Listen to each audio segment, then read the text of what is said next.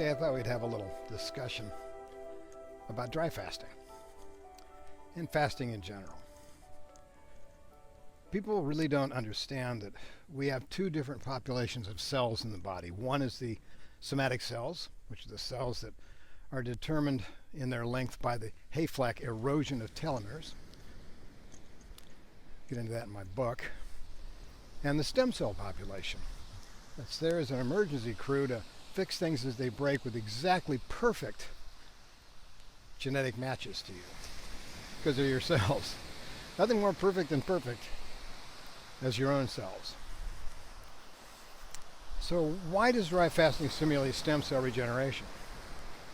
Well, I talked about it earlier, and Walter Longo discovered that when pKa drops, your stem cells turn on and start regenerating. And what's been revealed recently is that Wnt proteins, which are signaling proteins, everything happens in the body from chemical signals, is that the signaling proteins that normally work in a somatic population are activated by pKa. And what that does is it allows the cells to replicate and replace cells right next to other cells and so forth and so on.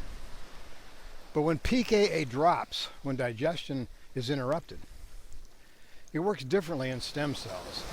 It turns on the regeneration cycle. Without pKa, you don't have protein synthesis, which is fine. But you want to be able to stimulate your stem cells. So pKa is a determining signaling molecule that allows you to either replicate somatic cells, and if it isn't there, it stimulates the stem cells to replicate, which is why dry fasting is so effective. Water fasting does a lot of bad things. Water fasting turns on gluconeogenesis, so you start eating up your muscle tissue. Doesn't kill parasites because you're still drinking water. And when you go get out of the fast, the water fast, so when you get out of a water fast, you end up going back to your normal foods because the parasites are telling you what to eat. That's why dry fasting works so well. It's only for a short period of time. People go on these extended water fasts, tear up their muscle, eat like crazy when they get off of it, and build a lot of fat back. So you've lost muscle, you've gained fat. Dry fasting is specifically for 5 to 7 days. 11 days if you have some horrible disease like cancer or some degenerative disease. Seems to work on those too. So the idea here is that dry fasting is specifically the right fasting. It's not too long. It's not too short. It activates stem cells. It protects your muscle tissue.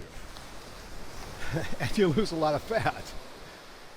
So it's kind of the Goldilocks of fasting.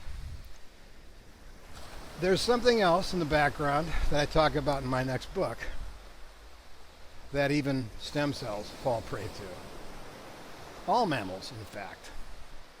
All mammals live and then all mammals die. And you're a mammal.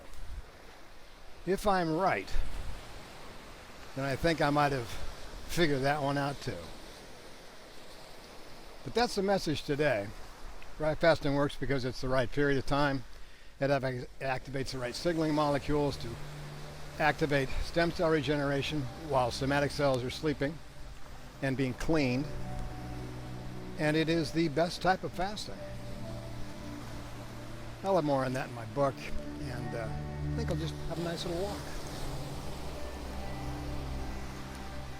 Gotta love our sun. See you later.